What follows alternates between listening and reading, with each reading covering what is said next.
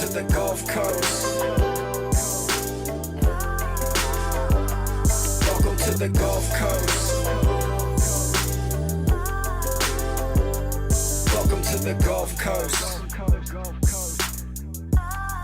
Welcome, guys, to the Gulf Coast channel. Today's new wave, Fisher Waters. What's going on, man? What's going on? Yes, sir, man. It's great to have you coming in from Foley. Foley, Alabama. Tell me about the music culture in Foley.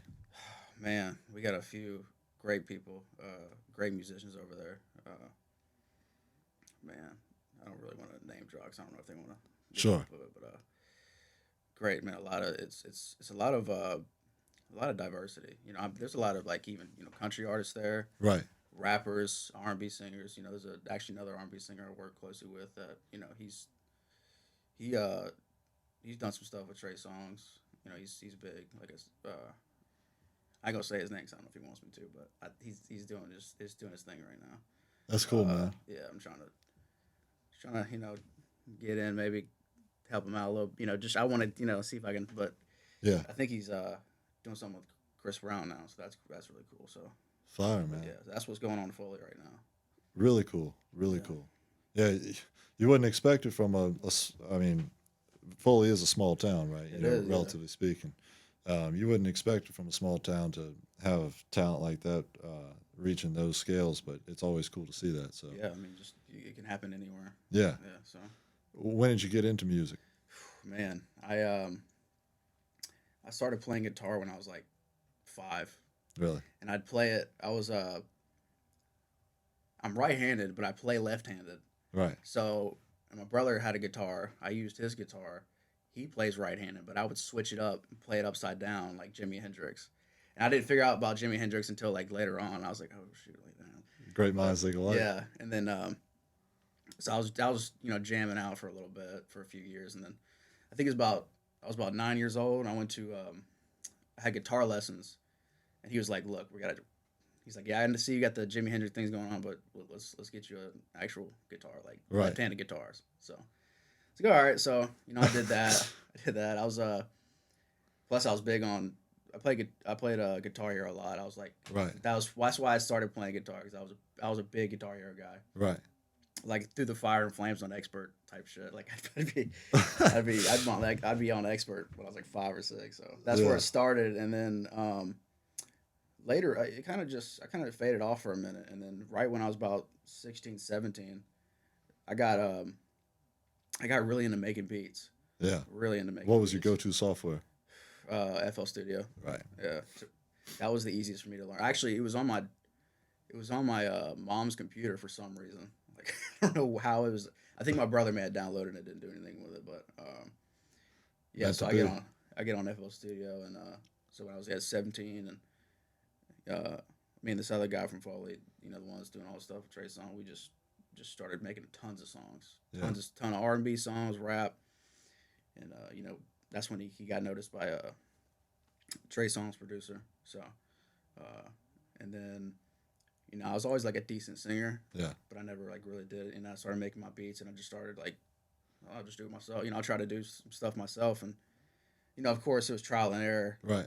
For a little bit, I was kind of like, it sounded good in the moment. And then like I'd hear it weekly. I'm like, this is not that good. And then of course I just kept making music for years and just kept getting better. Right. And, What's it like making music in high school? man, yeah, this was like I started really making music like senior year, Right. and I graduated early, so I got out in December. Oh, so, So I didn't even you had really- just time on your hands. Yeah, it right when I got out of high school is when I started hitting it hard. So, Yeah.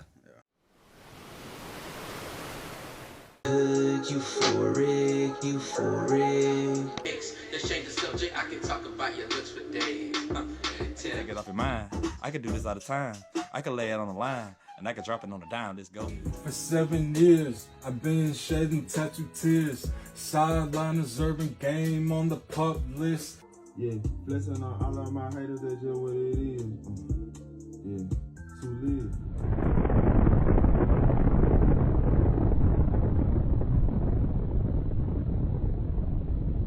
Whoa, whoa, whoa. Don't let the dogs out.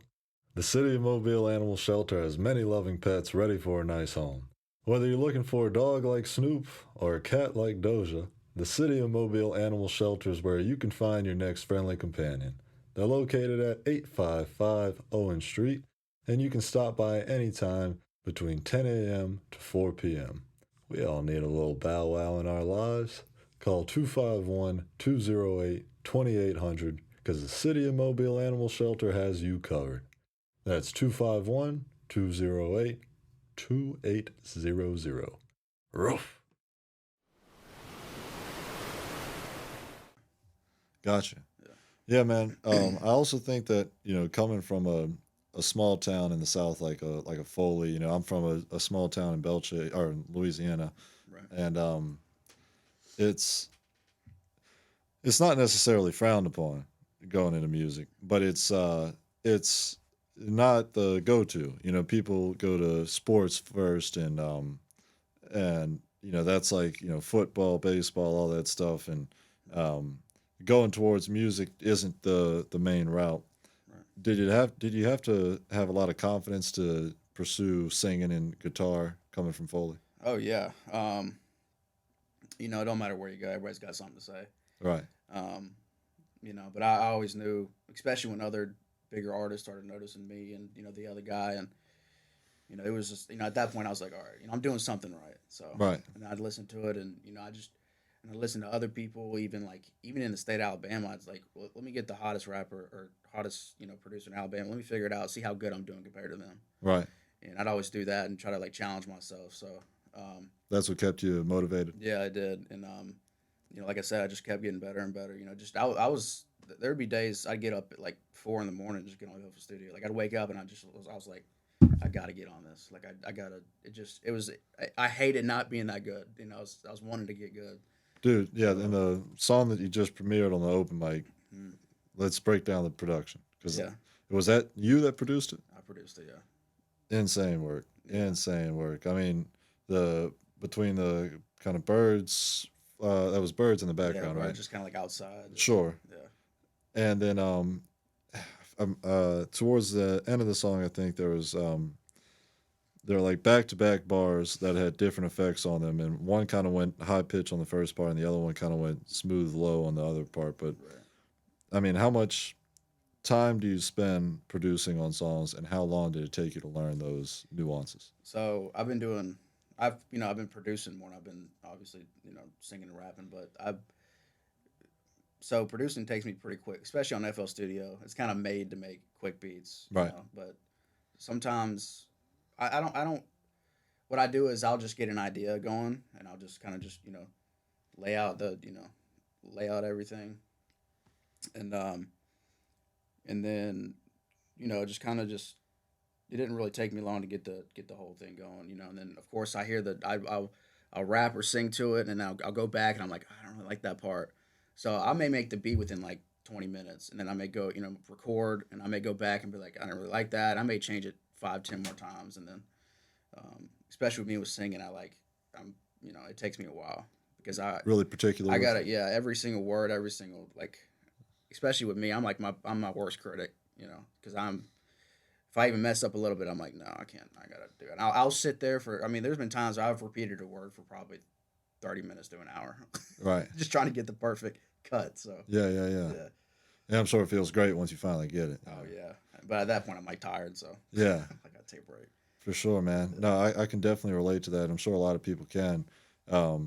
My buddy mentions, like, he calls it getting lost in the sauce, where like you start with like one idea and you just do it so many times that your mind kind of tricks itself, and you start to want something different over and over again, to where it sounds completely different, and you think you got it, and you come back the next day and you're like, how did I get to this point? Yeah. Does that ever happen to you? Yeah, it happens a lot. One thing I've been trying to do, especially recently, is just trying to once you hear like if I hear that beat and I hear that song, like I'll sit there and listen to it for hours, and after that point, I'm like, dude, I hate this song. It's Right. like I'm hearing it so much, Yeah. so I try to take a break and come back to it the next day. Then I can actually get an honest gauge on what I Right. just produced and made and sung on. So For sure. yeah. What stage of producing or engineering would you say you're in? Like, in an arts way, like, just describe your style currently. Oh man. just it's everywhere. Like mostly the R&B, Right. real. And the thing about like R&B and hip hop and rap, it can go different ways. Like rap, you got drill, you got trap, you got just basic hip hop. R&B, you got real slow, smooth, and you got like kind of like trap soul, and you got upbeat. So I always try to dive in. So really, it's more like it's rap, R&B, hip hop, trap is what I'm in. But I try to go to all great lengths of I mean, and there's new genres still coming out. So like Cash Cobain's like sexy drill or something. So Right. I did a beat or two on that, and then I sung on one of them, but it's not finished. But Really cool. yeah, so I try to just get into just everything. How do you typically reach out to an engineer that doesn't know you or an artist that doesn't know you? Of course, it starts out with the whole just trying to DM them, Right. Just see if it works. A lot of these artists they have it to where you can't even DM them. But, Yeah. And then if you can, they're they're just not gonna look at it. They Right. got tons of people DMing them. So and then it's really about a lot of it's about who you know. To be honest with you, good. If it's good music, people will listen. But if you don't know, I may know somebody and they know this person that knows this person that knows them. So Right. if one person listens to it, and then it keeps going. So, but obviously, we got social media now. So if you spend enough money on it and market it good enough, people are gonna see it. And Right. And then just keep so. You never know who's going to see it too. Absolutely, yeah, absolutely. Um, who are some engineers that you look up to? Oh man, I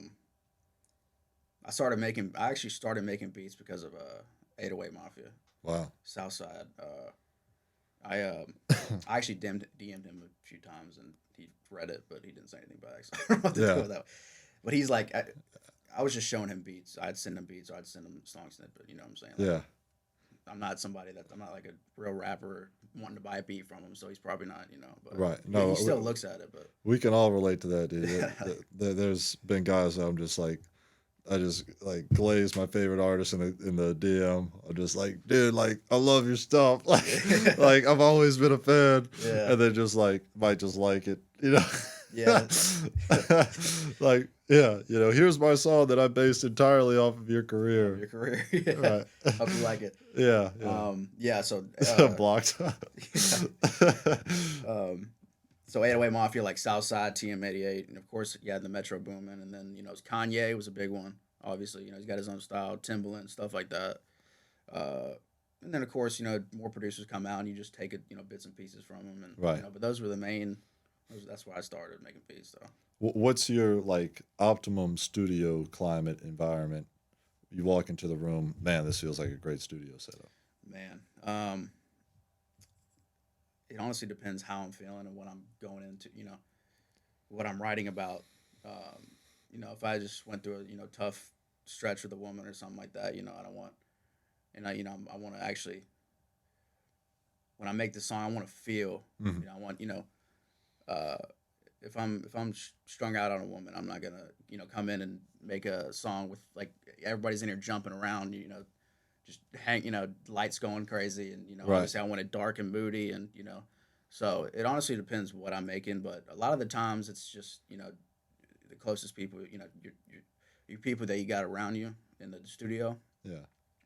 It's if they're they're good people, good vibes. Like I never bring random people into my studio or Yeah. anything like that. So that to me is like everybody's real motivated. Everybody's real head down.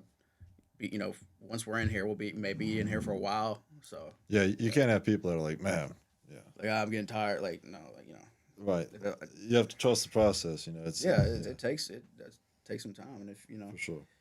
So For sure. And you're still using FL.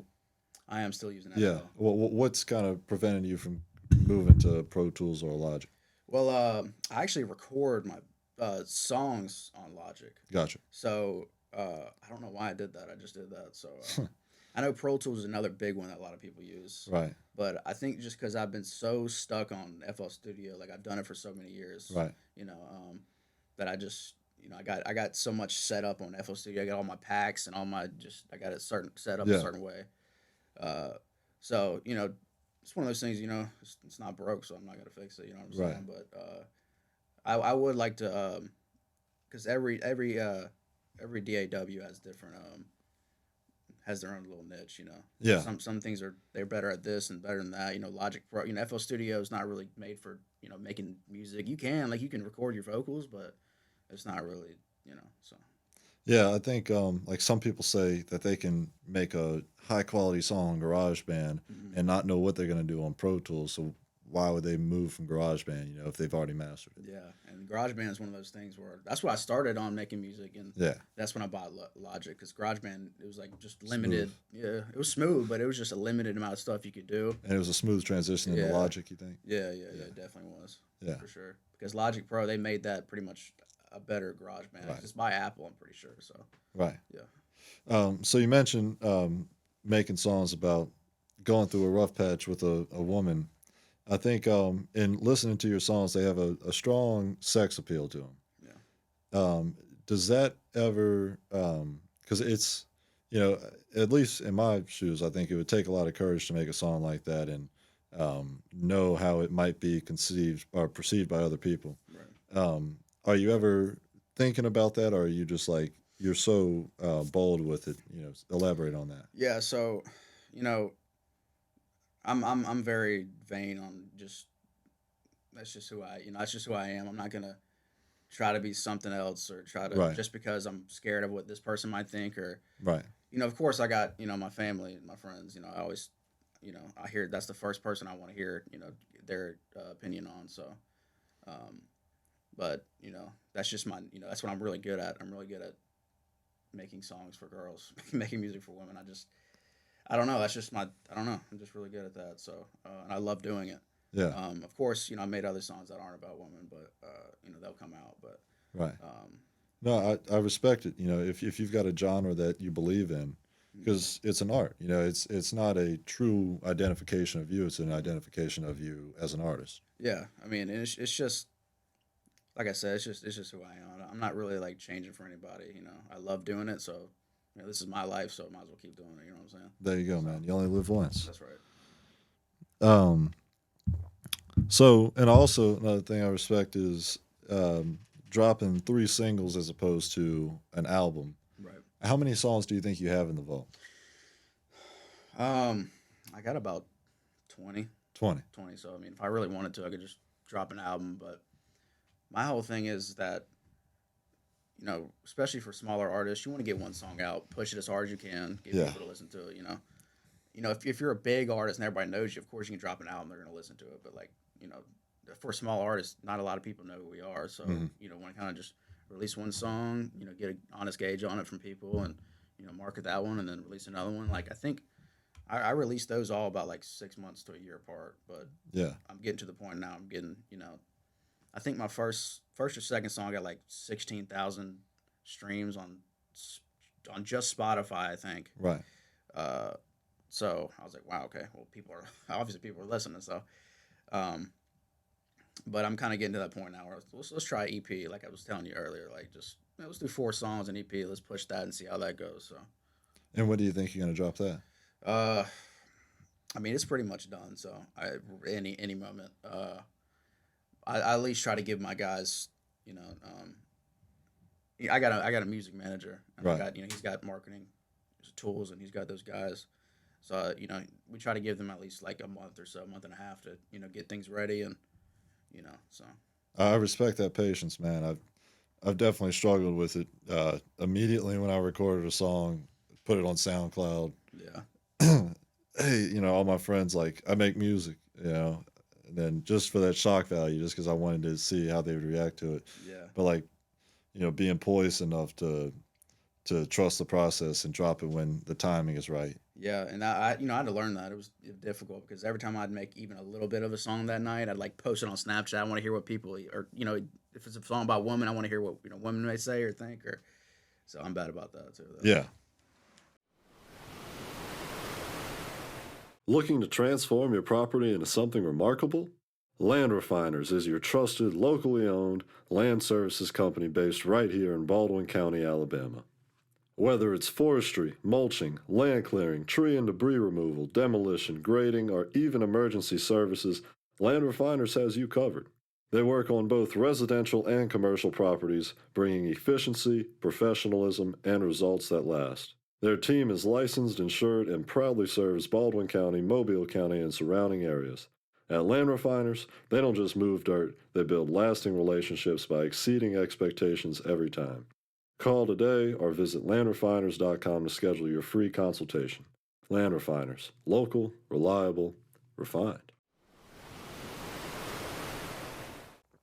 I saw you've got a blog post, or a post from a blog. How did you? Was that via your managers reaching out? Yeah, I actually don't know. I can't really remember how that happened, Right, but yeah, it's a blog post about. I think it was about mine that single. right. So it was cool, and they had the whole thing with me from South Alabama. So, but yeah, he tries to touch in with stuff and try Right. to get me on. And I'm sure, like I said, when that EP drops, hopefully I'll be on another blog or somewhere else. And that's so, what you're saying by giving them enough time to yeah, giving them enough time to find the right outlets and whatnot. absolutely, yeah. Yeah, it's good. How many people are on your team? I got my manager, and of course there's a couple other artists. So. Oh, okay, gotcha. And he's got his marketing team. I don't really know how many people he has. I try not to get into it with him, but Right. that's just stuff. But me and him, we have a couple other people, a couple other artists on our label, so about 5 guys or something like that. And what's the chemistry like with a manager that deals with other artists? He's I'll hand it to my manager. He's very patient, especially with me, because sometimes I'll go weeks without even like doing any music, just because life gets in the way, So, but yeah, he's very well. Like he's seen it. He's seen he's seen people try to send a song to somebody and they steal it, and then he didn't have they didn't have it copyrighted, Right. and some big artist stole their song. He's seen it all, so he tells me a lot about just stuff I had no idea about, even because I was telling him, I was like, man, I might send this beat to this, I got a chance to send this beat to this really, this big R&B artist. He's like, you got to copyright those beats because they'll steal it in our beat. So Gosh. that happens. So, yeah. And are you making all your beats by yourself? Yeah. Yeah. Yeah. I always even recording by myself too. Yeah. I'm starting to mix and master now. That's what I'm trying to do. Mastering was tough for me. I mean, it is tough for me. I found Ozone, and all I do is put into Ozone, the AI generator. So It's tough. Yeah. I have something like that. It's not Ozone, but it's like AI generated, and then then it gets and then you can kind of tune it off or like right. fix it up how you want it. So it still sounds good, really. It's incredible. Yeah. And it takes like 10 seconds as opposed Yeah, it to takes like 10 seconds instead of like hundreds of Right. $1,000. So, Mhm. Exactly. yeah. Let's see. You performed in San Diego. I did. That was my first show. How do you choose San Diego as your first show? So my manager, this was also because of him. He's got a lot of connections out in San Diego, Los Angeles.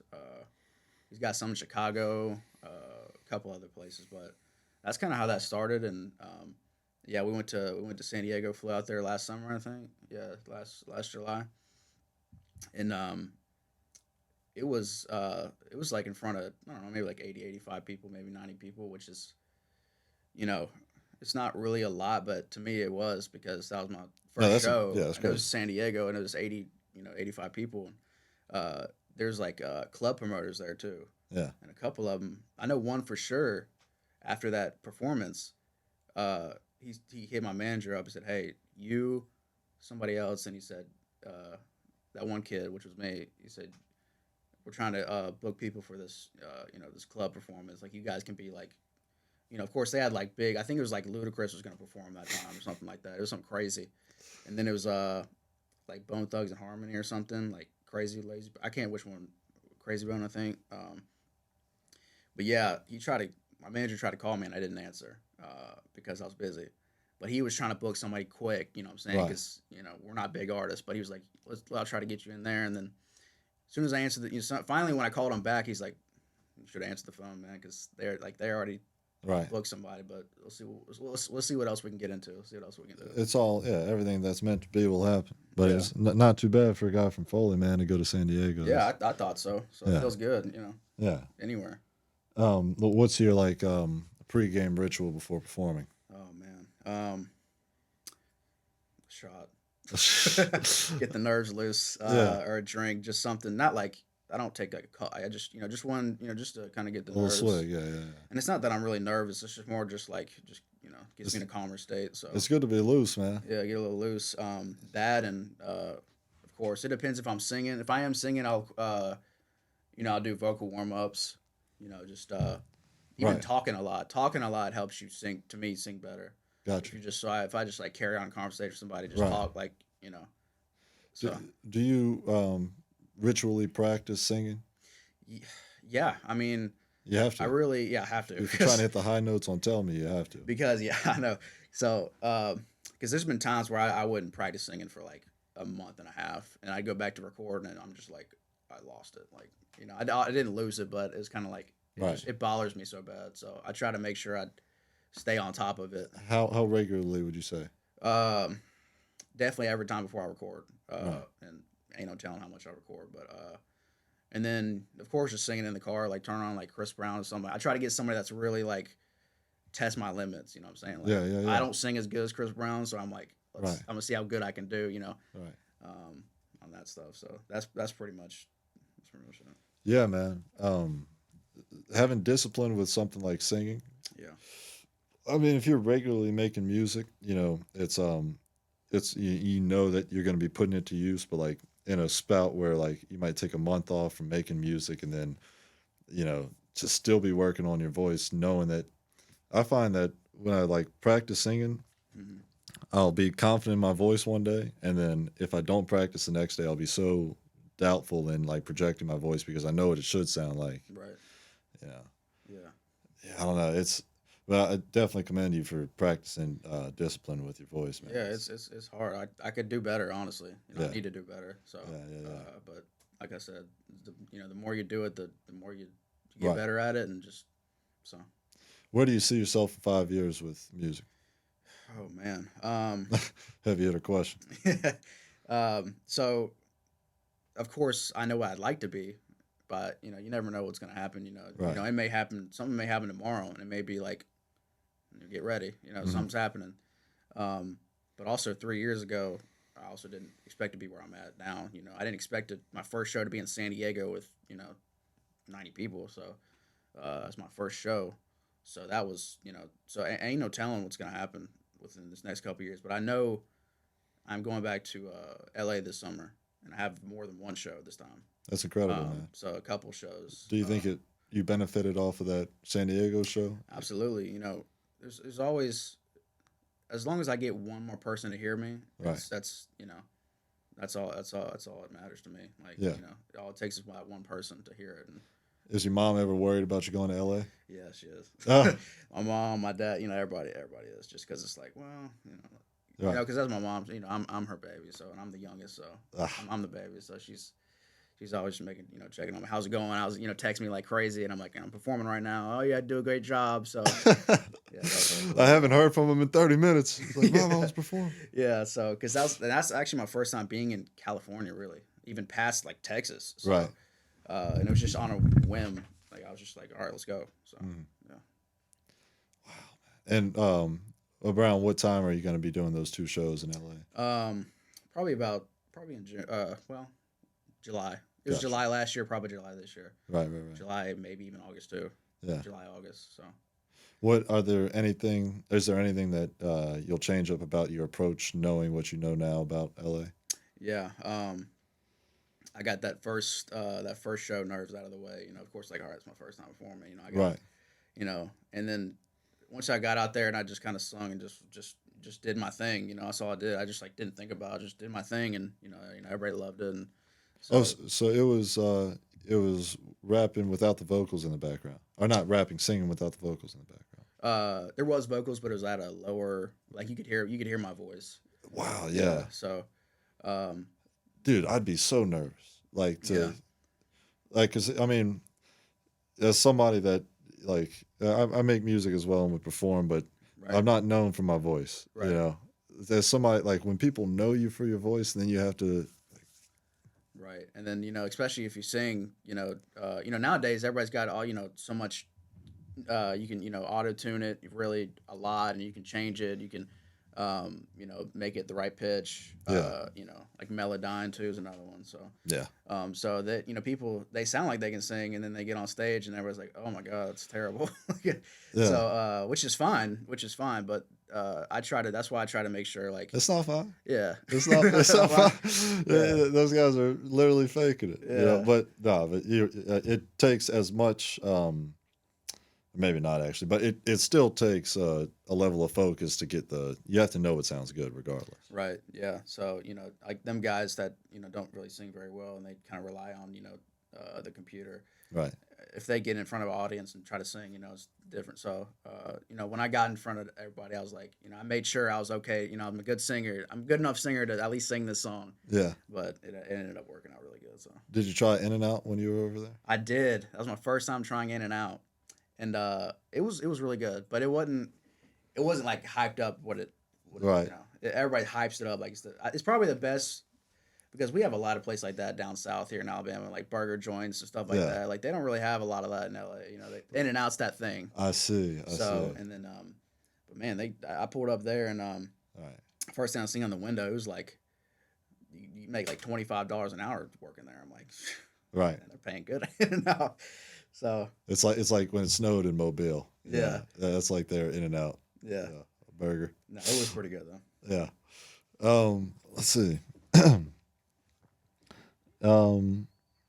Yeah, I guess I definitely want to hear more about your production. What does OYM stand for? On your mind, On your mind. on your mind. Gotcha. But yeah, production that's on incredible. For sure. What are some, you mentioned Melodyne, what are some of your favorite plugins that you use, and how long did it take you to really learn those? So we got YouTube videos nowadays, so Yeah. as long as you're smart enough, it takes pretty quick. Well, some things just take a while, but like beats, I use different plugins and effects. Like when I'm making beats, Effectrix, I think is what it is. Gotcha. It makes I do it on my hi hats. I think 808 Mafia does it too. It makes it sound crazy, and especially on rap songs. But when I'm recording my voice, I always do Antares Autotune. Right. I Yeah. got the one where it's got the whole, like, you can change a whole bunch of different stuff. So I know which one you're talking about, the yeah, whole package. that's Yeah. my favorite. Melodyne's really good too, but I think it takes more work. Right. You got to actually go in there and like do stuff, and you can do it on Autotune too. It's like a graph. Right. You go on the graph and like you can change a lot how your voice is. Like if your voice is like this, you can change it to this to sound Gotcha. really robotic. So, but I don't do all that. I just I try to make sure I sing good enough to where when it registers on Autotune, it's it's fine. Was there a phase, I mean, you said with the 4 a.m. wake ups where you were just like locked in the studio? Mhm. Yeah. Yeah. I So love a good story like that, man. yeah, it's I mean, there was like on the weekend, especially when I was like in school. I just got out of school, but and I was in college for a little bit. But I mean, that's what I would do. I'd wake up early, especially on the weekends. And I think I just woke up. A lot of times, just woke up and I was like, I just thought about music, and I couldn't go back to sleep. And I just was like, I was so excited, is what it was. I was so excited. I was like, man, I was making this beat last night. It sounded so good. I got tired. I stopped. And I wake up and I'm like, maybe 3 in the morning, 4 in the morning. I'm like, I got to work on this. And then, of course, I can't go back to sleep. I'm already doing it. So, yeah. What do you think inspires you more, the concept of the music that you're making, or the what if the music is like a hit song? Definitely the concept. I mean, like for me personally, I love making music for myself. Regardless. I think, when you make music for yourself, you're doing the best thing you possibly can for the audience. If I try to make something that somebody else likes, that's not me. It's not going Right. to sound that great. Being selfish is actually selfless. Yeah. So, when I make songs for myself and really I can listen to it, I'm like, I really love that I did this work. That's the best thing you can do for the audience to me. For sure. Yeah. Yeah, I don't know that we've had too many guys. We've certainly had some, but I haven't asked a question of them about this topic yet. But we've had some other guys that also make everything from scratch. They make the beat and they rap on it, and it's really easy nowadays to not do that. You find a YouTube beat, but it's so cool that you've learned how to make the whole process. Right.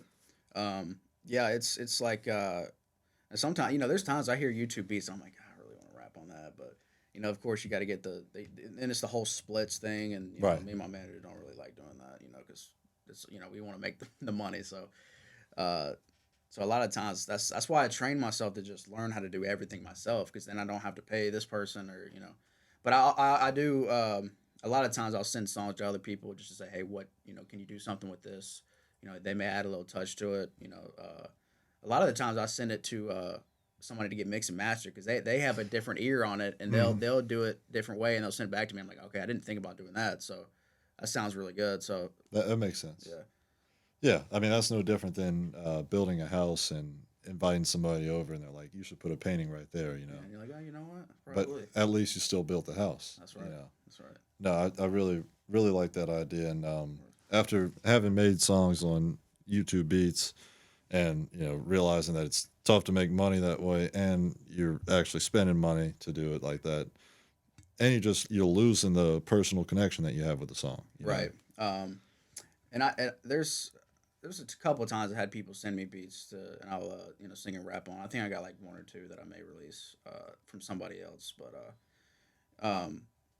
yeah, it's, you know, sometimes when you get a beat from somebody else or on YouTube, that may be the hit song you need. You know, it's like I said, different art from different artists. Right. It's just, it don't matter. You know, it could be, you know, sending you a anybody sending you a beat. It could be somebody that's not even like, he's got like 10 followers. Right. But I've had a couple guys send me beats like that. I'm like, Art is art. yeah. I was like, dude, keep going. Like, that shit's good, man. Keep going. Do you ever send your beats to people? Yeah, I sent it to a couple of my guys in the that I work with. Yeah. That are on my label. You're on the label? Yeah, I'm on a label. It's like oh shit, I'm throwing water over here. Music to DNA. Music to DNA's label. Yeah. Which it's been going on for about a few years now, and I was technically the first artist he signed, so that was cool. But Damn. So is that a leap of faith then, or is that like you know, I've got 100% now? yeah, it's definitely, I'd say it's probably a leap of faith. Yeah. Yeah. Yeah. Because it's just, I was like, man, you know, I've come a long way since then. So, yeah. What is it like? What was it deciding to be on the label? Well, I knew somebody that knew my manager, and we didn't connect until like a month before he signed me. But you got to be careful with labels, and you know, for any other artists that are, you know, looking at this, you gotta, you know, they will take everything from you. They Right. will control you. Yeah. So, you know, and like my manager did a really good job at making sure we get a fair amount of, you know, splits, fair Right. amount of, you know, like I own my own music. I own all my music. You know, it's all mine. You know, a lot of labels don't do that, and then they'll use, you know, a lot of labels use you. You know, they'll like, I don't know, for example, like if I write a song, or they'll be like, you know, I'll give that to me. You know what I'm saying? And then, you know, that song goes viral or something. Right. And it's like, that was my song. But no. Right. So a lot of labels are, you just gotta watch out. And so that was really the thing, because I was like, I don't know, I want to be a label, but the whole contract was very, you know, I even had I think my brother does that for a living. He proofreads certain contracts Sure. for other people. I got him read. He's like, yeah, man, you're good. So That helps. yeah. So I was like, I made sure, I was like, I'm not getting into anything crazy. But, Right. So yeah, he does he's a great manager. He does a good job. Cool. Yeah. I think that's all I've got. What's I forget if you mentioned when you were gonna drop that EP that you were considering. I really want to drop it before I go to LA. So Yeah. Do you plan on promoting it when you go there? absolutely. Yeah. So probably the end of June, start of July. Cool. It'll be out by then. So it's probably about 4 or 5 songs. It's So a month from now. yeah, it's coming. Damn. That's really cool, man. Yeah, Tell the manager it's on the way. it's on the way. Yeah. He's Uh, waiting for me. He's been asking me. He's like, all right, what do you, Right. come on. Yeah, yeah. All yeah. right, all right. So, Oh, that's exciting, man. yeah. Well, where can people find you in the meantime? Man, Instagram, Fisher Waters Official. Yeah. Of course, I got 3 songs out on, Spotify, Amazon, Apple Music, everything. So, Yeah. I got a YouTube too. I don't really do anything on it. I need to start doing that too. I think I got like 1,000 subscribers, and I don't even do anything on it. So yeah, you can pretty much find me everywhere. Hey, man, when you got a voice, you got a following. That's right. That's right. Well, where does the name Fisher Waters come from? So that's like my actual name. So Gotcha. my first name is Garrett, of course, and then my middle name is Fisher. My last name's Waters. Gotcha. And when I was a kid, like 5, because they'd call me Garrett and Fisher, and I liked Fisher, so Yeah. we just stuck ever since. And then I thought about having a different like artist name or rap name, but I just think Fisher Waters is too. You know who you're talking about when you say Fisher Waters. You know what I'm saying? For sure. You know who you're talking about. So I just kept that. Yeah, man. It's in the subconscious. It just like it flows together. You know, fish and water, obviously. Yeah, they're so. probably like, "Who is this country guy right here?" And they're like, "Oh, okay, he's singing R&B. All Yeah. right." Nah, that's awesome. Why is he singing like Chris Brown? Yeah, it's Fisher Water. That's crazy. Man, thank you so much for coming on, and I'm really excited for that EP, and I might have to go to Cali and try some In and Out with you. at some Yeah, point. man, got to. I'm gonna keep in touch. I'll send you when I drop it. I'll send it straight to you. For sure, Yeah. for sure. Let me know how the concert goes. Got you. Thank you, brother. Yeah, man. Thank you guys for tuning in to another episode. Catch Fisher Waters on all platforms, and stay tuned for that EP. Do you know what the EP is going to be called? I gotta. I don't know yet. I got a couple names. Fair enough, I don't man. want. I don't want to spoil it. So. I respect it. I respect it. See you guys in the next wave. Welcome to the Gulf Coast. Welcome to the Gulf Coast. Welcome to the Gulf Coast.